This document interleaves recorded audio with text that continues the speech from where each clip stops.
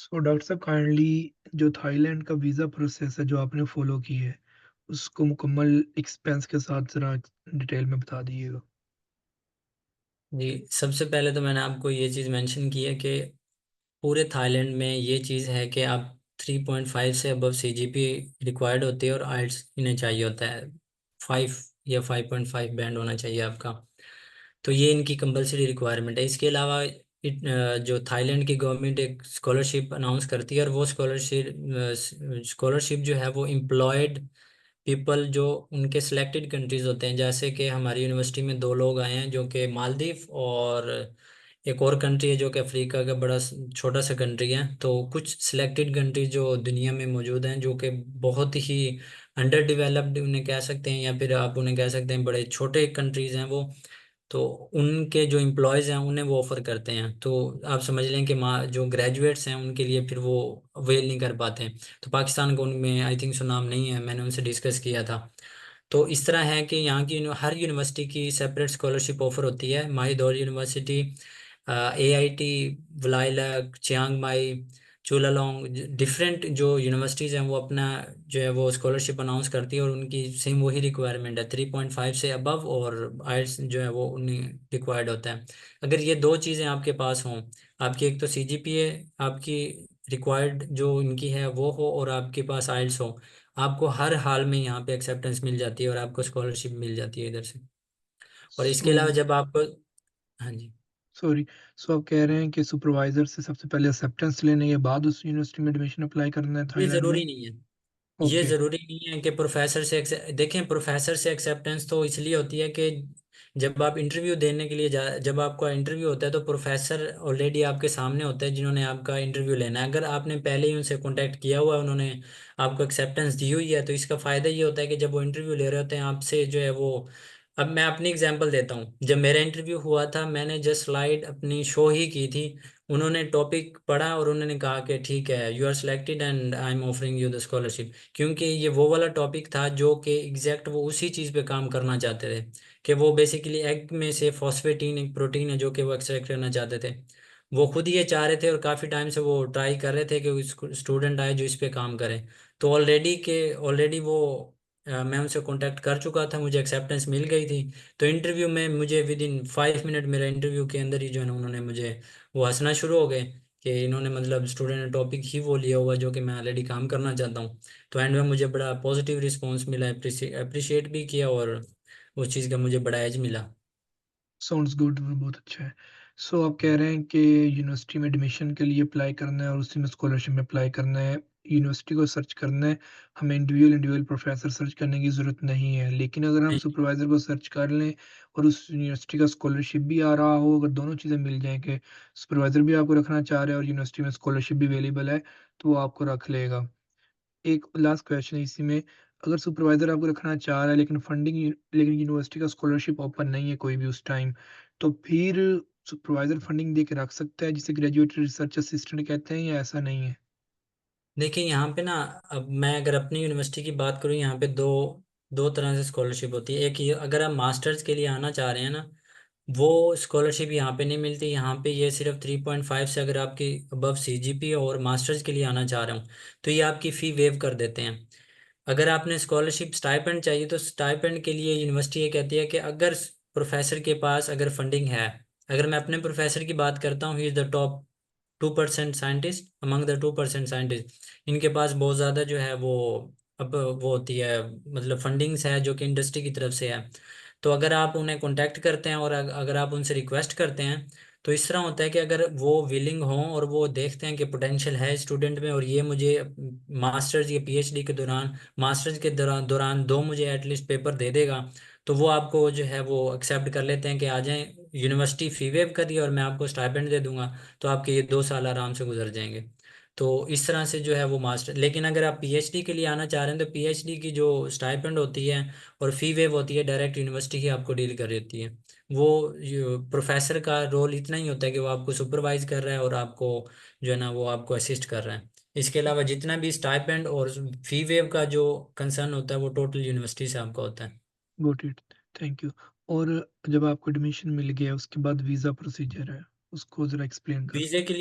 Visa के लिए इस तरह है कि कोई इनका मेडिकल टेस्ट वगैरह की ज़रूरत नहीं है। सिंपल इनके एम्बेसी से आप फॉर्म डाउनलोड करते हो, जो कि नॉन ईडी वीज़ा होता है, मतलब educational visa, non immigrant ED visa होता है, ये टाइप होती है आपकी स्टूडेंट की। तो आप उसके लिए आप अप्लाई करते हैं। सिंपल आपके पास एटलीस्ट 3 लाख आपकी बैंक स्टेटमेंट होनी चाहिए। उसके साथ आपके जो जो वीज़ा आप अप्लाई कर रहे हैं उस वीज़े के एप्लीकेशन फॉर्म आपका फिल होना चाहिए। और उसके साथ आपने यूनिवर्सिटी के जो एडमिशन लेटर है, authority letter, admission letter, offer letter, जितने भी हैं नेसेसरी डॉक्यूमेंट्स वो होने चाहिए आपके। और उसके साथ जो आपको स्पॉन्सर कर रहा है, फॉर एग्जांपल अगर आप भाई की स्टेटमेंट लगा रहे हैं, अपनी लगा रहे हैं, तो वो आपका फाइलर हो तो बेहतर है वो। और इसके साथ आपका पासपोर्ट, दैट्स ऑल। इतने इतने ज्यादा जो है ना वो। और ये तकरीबन 3 से 4 दिन में वीजा आपको पासपोर्ट मिल जाता है। सिर्फ इस तरह होता है कि अगर आप नहीं जाना चाह रहे एम्बेसी दोबारा, तो आप उन्हें रिक्वेस्ट कर लेते हैं, वीजा ऑफिसर जो बाहर बैठे होते हैं काउंटर पे, कि आप जो है ना ये मुझे टीसीएस करवा दीजिएगा। तो उसमें 2 से 3 दिन एक्स्ट्रा लग के आपका 1 हफ्ता लग सकता है। लेकिन वैसे इसका 3 से 4 दिन मैक्सिमम लगते हैं वीजा स्टैंप होने में। तो आप कह रहे हैं कि डॉक्यूमेंट सबमिट करवा दें विद पासपोर्ट, तो विद इन 1 वीक आपको वीज़ा मिल जाता है, इसमें वो हाँ शक जी, नहीं वीजा होता कि स्टैंप हो जाता है। वीज़ा रिजेक्ट हो जाएगा या नहीं मिलेगा, वो मसला नहीं है। नहीं नहीं, उस चीज़ का कोई मसला नहीं है, क्योंकि इन लोगों को तो चाहिए, कोई इतना ज़्यादा इसमें मसला नहीं होता है। सिवाय इसके कि अगर आपका कोई डिफरेंट केस होता है, फॉर एग्जांपल कि अगर आप अगर आप स्टडी के लिए नहीं आना चाह रहे, आप एज ए स्पाउस के लिए आना चाह रहे हैं, हम्म, जस्ट लाइक अगर आप मिसिज को बुलाना चाह रहे हैं, मिसिज इधर हैं, हस्बैंड आना चाह रहे हैं, या पेरेंट्स के लिए आप कर रहे हैं, वो अगर स्टूडेंट के अलावा अगर आप किसी और कैटेगरी के वीज़ा अप्लाई करेंगे, तो उसमें बाज़ ज़ात ऐसे होता है कि वो माइनर सी कुछ इम्प्रूवमेंट्स होती हैं, जो कि आपको कह देते हैं कि आप अगले हफ्ते जो है ये वाले डॉक्यूमेंट्स ले आएं, तो ये आप सबमिट करा दें और हम आपको वीज़ा जो है वो स्टैम्प कर देंगे। ठीक हो गया, थैंक यू। और जब आप इधर पहुंच जाते हैं तो पार्ट टाइम जॉब्स वगैरह करने के यूनिवर्सिटी के अंदर ऑप्शन है, यूनिवर्सिटी के बाहर होते हैं जहाँ से कुछ अर्निंग एक्स्ट्रा कर लें। देखें, जो अगर हम इस चीज़ के लिए अगर हम देखें कि यहाँ पे वर्क अलाउ नहीं होता बिल्कुल भी, ये थाईलैंड में वर्क अलाउ नहीं है। अगर आप वर्क करना भी चाहें तो उसके लिए ये होता है कि प्रोफेसर को आप कह लें उनके, और वो आपको कोई ना कोई ट्यूशन वगैरह ले देते हैं, या आपको एज ए रिसर्च एसोसिएट, या कोई ऐसी चीज़ है कि आप कोई एक्स्ट्रा उनके पास प्रोजेक्ट है वो उसमें आपको इन्वॉल्व करा देते हैं। या इस तरह होता है कि आपकी अगर सेमेस्टर की ब्रेक है और आप प्रोफेसर से रिक्वेस्ट कर लेते हैं कि मुझे जो है ना आप कहीं पे पेड इंटर्नशिप के लिए जो है वो मुझे कहीं रिकमेंड कर दें किसी कंपनी में, तो आप उधर चले जाते हैं। मतलब ऑफिशियली यहाँ पे समझ आपको गया। अलाउ नहीं होता, लेकिन आप दूसरे वे में आप ट्यूशन पढ़ा सकते हैं स्टूडेंट्स को, तो उस मद में जो है ना वो आप कुछ ना कुछ अर्निंग कर लेते हैं। ठीक है। और अपना अगर आपका स्पाउस आपके साथ आ चुका है, वो काम कर सकता है इंडिपेंडेंट या वो भी नहीं कर सकता?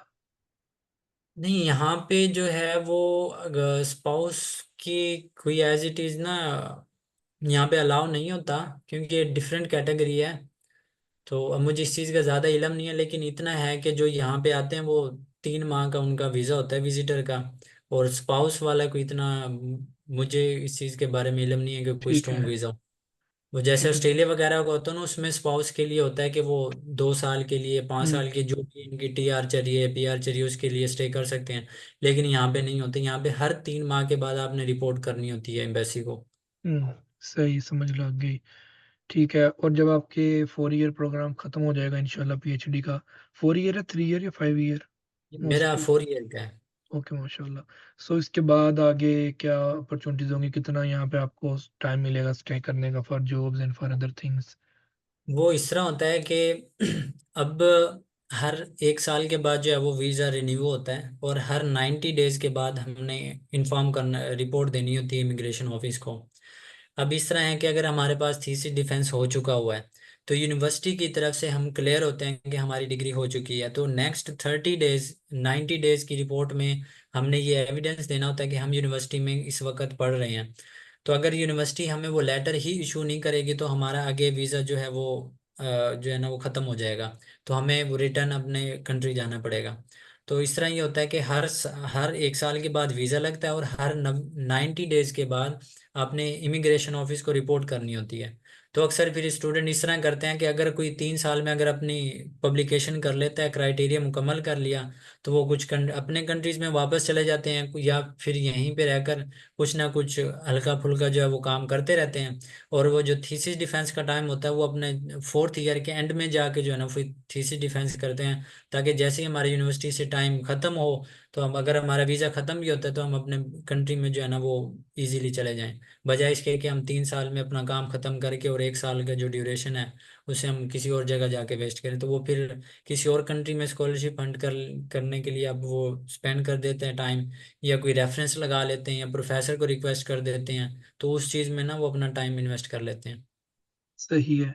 और मुस्लिम कम्युनिटी आपके सिटी में जहाँ पे आप हैं, वहाँ पे कैसी है? और लोगों में रेसिज़्म का प्रॉब्लम तो नहीं है? नहीं, अगर हम लोगों के बिहेवियर की बात करें तो अनबिलीवेबल के यहाँ पे लोगों का बिहेवियर बहुत ज़्यादा कोऑपरेटिव है। यहाँ पे इस तरह होता है कि अगर कोई मिस्टेक ना भी हो ना, तो ये हर बात पे सॉरी करते हैं, सॉरी सॉरी। तो इस तरह इन लोगों का जो, अगर आप चोरी की रेशो देखें, जो क्राइम रेशो होती है यहाँ पे 0 है। अगर आप कोई चीज़ अगर आप भूल गए हैं यूनिवर्सिटी में, फॉर एग्जांपल आप कोई वॉच थी, या आपकी कोई खेलने वाली चीज़ थी, या आप क्योंकि आई ग्लासेस हैं, वॉलेट है, कुछ भी अगर आप यूनिवर्सिटी में कहीं पे भी भूल के आ गए हैं, नेक्स्ट 7 डेज तक आप वहाँ से उस वो चीज़ आपकी उसी तरह ही पड़ी रहेगी। मैंने आज तक मुझे यहाँ पे आए हुए तकरीबन 7 से 8 माह हो गए हैं, मुझे अभी तक किसी किसी भी शख्स के, 2 लोगों में आपस में तकरार नहीं देखी, कि किसी की आपस में कोई तकरार हुई हो। लोगों का मिजाज ऐसा है कि वो बात होने ही नहीं देते, वो बात जरा सी भी हो फौरन सॉरी होता है उनकी तरफ से। और ये लोग इस तरह होता है कि ये शो नहीं करते, और ये वैसे भी जो इंटरनेशनल्स को ना बहुत ज़्यादा वेलकम करते हैं, इनकी इनकी तरफ से बहुत ज़्यादा वेलकम होता है इंटरनेशनल्स को। तो रेसिज्म वाला तो बिल्कुल भी कोई कंसेप्ट नहीं है इधर। और बाकी ऑलराइट। मुस्लिम कम्युनिटी की बात करता हूँ, तो बेसिकली जो हमारी यूनिवर्सिटी है वो साउथ ऑफ थाईलैंड है। थाईलैंड के साउथ में है, और ये करीब पड़ता है मलेशिया के। तो ये बेसिकली इसके जो करीब इलाके हैं जो कि पता नहीं, और जो दूसरे सिटीज़ हैं वो बेसिकली पहले हिस्सा थे मलेशिया के। तो आपको पता है मलेशिया टोटल मुस्लिम है। तो जैसे जैसे हम मज़ीद साउथ में जाते हैं तो मुस्लिम कम्युनिटी बढ़ती जाती है। तो हमारे इधर भी अल्हम्दुलिल्लाह काफ़ी मुस्लिम कम्युनिटी है, जो कि हमें हलाल खाना भी, फूड भी यहाँ पे मिल जाता है, हलाल शॉप्स भी हैं, और मसाजिद भी हमें मिल जाती हैं। लेकिन अगर हम इस एज़ कम्पेयर टू, अगर हम बैंकॉक की बात करें या मज़ीद नॉर्थ वाली साइड की बात करें, तो वहाँ पे मुस्लिम कम्युनिटी कम है, लेकिन हमारी वाली साइड पे मुस्लिम कम्युनिटी ज़्यादा है। All right. Thank you so much, Dr. Saab, for your precious time and sharing your experience and all those informations. So हमारे 2 सेशंस रिकॉर्ड हुए हैं, एक इससे पहले और एक ये वाला। पहले वाले जी। में हमने स्कॉलरशिप्स को डिटेल में इन डेप्थ कवर किया था ऑल ओवर द वर्ल्ड।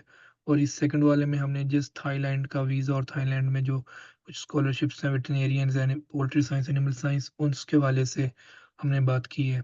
तो इसके अलावा जी। अगर आप लोगों का कोई भी क्वेश्चंस हो जो हमने कवर नहीं किए, उन क्वेश्चंस को आप डॉक्टर साहब से लिंक्डइन से या फेसबुक से या ईमेल के थ्रू पूछ सकते हैं। डॉक्टर साहब की ईमेल मैं मेंशन कर दूंगा रिकॉर्डिंग वाली ईमेल के साथ। So thank you so much doctor साहब। अल्लाह ताला आपको कामयाब फरमाए और इसी तरह ही जी। आप जूनियर्स को गाइड करते रहें और उनकी हेल्प करते रहें करियर ग्रोथ के अंदर।